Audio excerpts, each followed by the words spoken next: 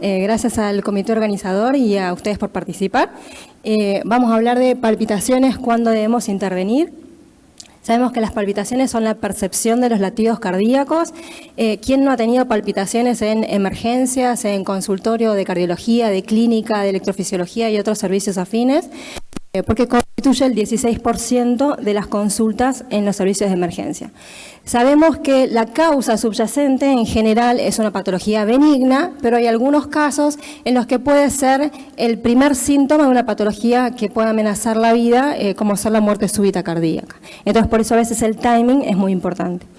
En cuanto a la causa es múltiple, sabemos que está relacionada con el consumo de fármacos, ya sea agonistas beta-2, metanfetamina, pseudoefedrina, consumo de drogas y estimulantes, arritmias propiamente dichas como arritmias tanto supra como ventriculares, trastornos psicosomáticos como ansiedad, ataque de pánico, también enfermedades sistémicas como hipertiroidismo, anemia, hipotensión arterial, hipotensión ortostática, hipovolemia, fiebre, o en el contexto de una cardiopatía estructural, ya sea insuficiencia mitral, prolapso de válvula mitral, cardiopatías congénitas que generen el shunt, insuficiencia cardíaca, miocardiopatía hipertrófica y muchas otras.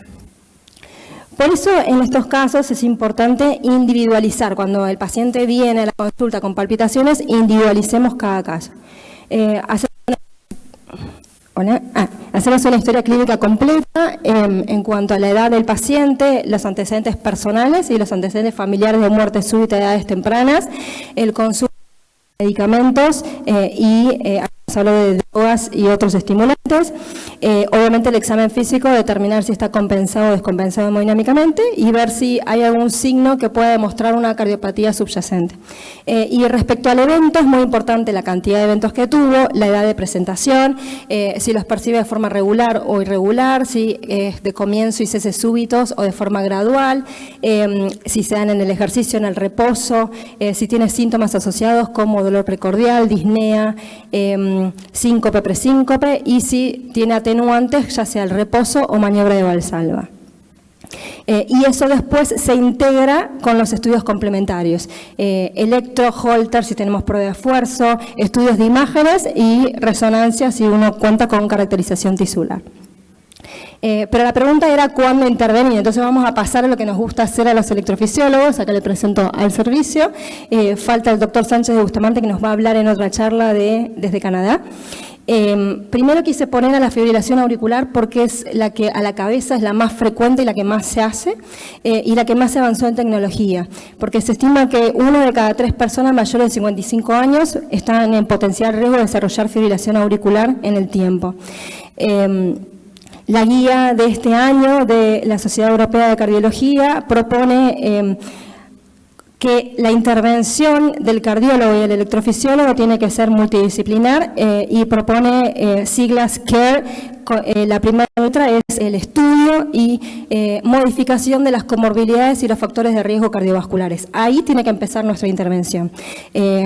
No importa quién haga la ablación, sino cómo llega el paciente a esa ablación. Si tiene buen control de los factores de riesgo, de la hipertensión, de la diabetes, de la insuficiencia cardíaca, del sobrepeso y de la obesidad el target sería bajar por lo menos el 10% del peso corporal. El control de las apneas obstructivas del sueño, consumo de alcohol, de la capacidad de ejercicio y otras comorbilidades si fuera necesario. En cuanto a las indicaciones actuales de la misma guía, tenemos indicación clase 1 nivel de evidencia A en pacientes que no responden a tratamiento antiarrítmico o son intolerantes, ya sea NFA paroxística o persistente, para reducir los síntomas, la recurrencia y la progresión de la fibrilación auricular.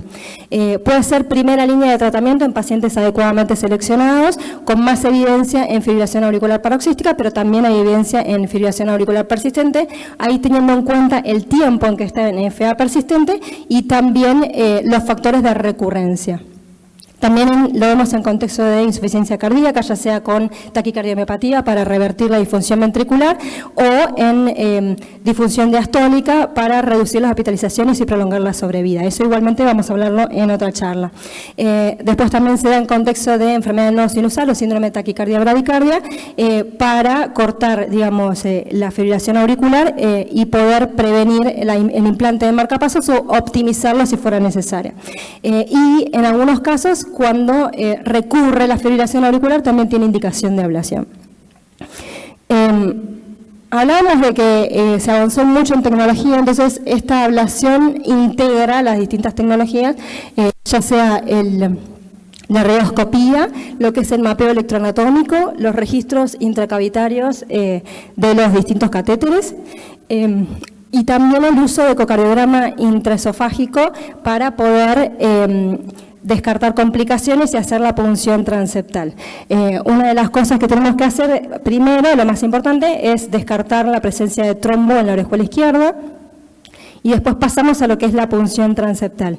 Este paciente tiene justo un septal pouch y hacemos la caída, hacemos el tenting en el septum interauricular y se evalúa la distancia hacia la aorta, o sea, en su posición anterior, y la distancia en la posición posterior hacia la pared posterior.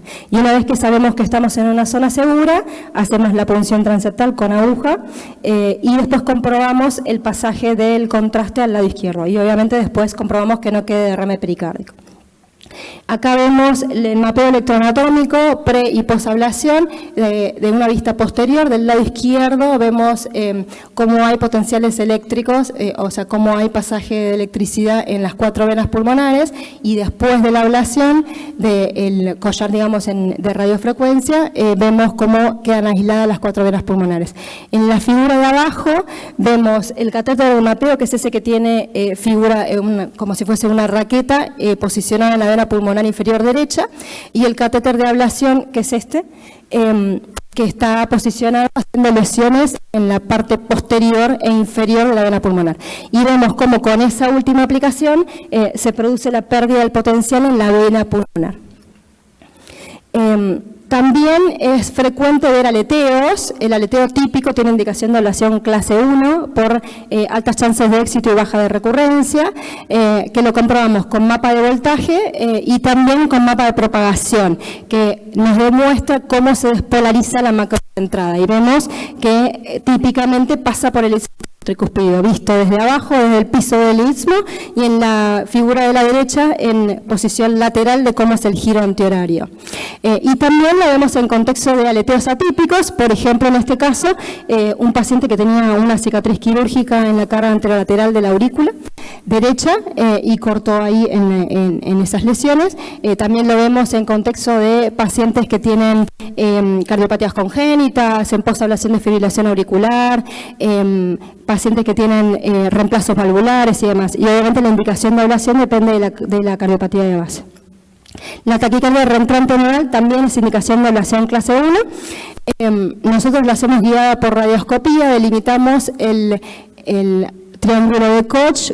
Acá vemos un catéter posicionado en zona de His, un catéter posicionado en el seno coronario, y en esta posición oblicua izquierda vemos la posición del catéter de radiofrecuencia. Hacemos protocolos de estimulación para inducción de la taquicardia y para evaluar la indemnidad del nodo B, y después vemos registro de actividad de la vía lenta durante las aplicaciones y posteriormente comprobamos la no indecibilidad de la misma. En cuanto a las extrasístoles ventriculares, obviamente uno tiene que tener en cuenta la carga, ¿sí?, por el riesgo de producir taquicardiomepatía, el tipo de paciente que uno tiene, si tiene cardiopatía estructural o no, si es sintomático o no, y la función ventricular.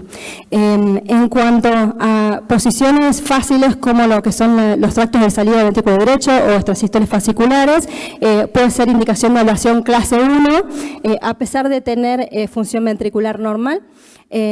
Cuando la localización es distinta o es un poco más inaccesible, primero se prueba tratamiento médico, y en el caso de que no responda a tratamiento médico o no disminuya de forma significativa, se puede pasar a la ablación, y en cualquier caso de taquicardiomepatía se prefiere la ablación. Este es un caso de una ablación de extrasístoles ventriculares en una paciente joven que tenía tanto trigeminias en el basal como taquicardia ventricular no sostenida en el esfuerzo, sin cardiopatía estructural. Y vemos en los mapas de voltaje la localización del extrasístole ventricular en parte posterior del tracto de salida del ventrículo derecho y cómo después de las aplicaciones desaparece la extrasístole ventricular. Y por último, otro de los casos puede ser en contexto de una taquicardia ventricular, ya sea sintomática que no responde a drogas o en contexto de pacientes que son portadores de cardiodesfibrilador y tienen choques y que le pueden empeorar la calidad de vida o empeorar la progresión de su enfermedad de base. Acá tenemos el caso de un paciente que vino por choques de su CDI, tenía miocardiopatía dilatada no isquémico necrótica, con un CDI en prevención secundaria de muerte súbita por taquicardia ventricular sostenida, y al mes de colocación vino con choques. Hicimos, lo bueno de esta ablación es que se puede hacer en ritmo sinusal, no necesariamente en taquicardia ventricular con la descompensación hemodinámica que esto puede suponer, y lo que se hace es homogeneizar la escara, buscar áreas de bajo voltaje que podrían corresponder a la zona de la escara, ya sea en la resonancia o en el ecocardiograma. Bueno. Después obviamente hay otras ablaciones que son menos frecuentes como Wolf, taquicardias auriculares, pero bueno, era para hacer un paneo más o menos de lo que hacemos nosotros todos los días. Muchas gracias.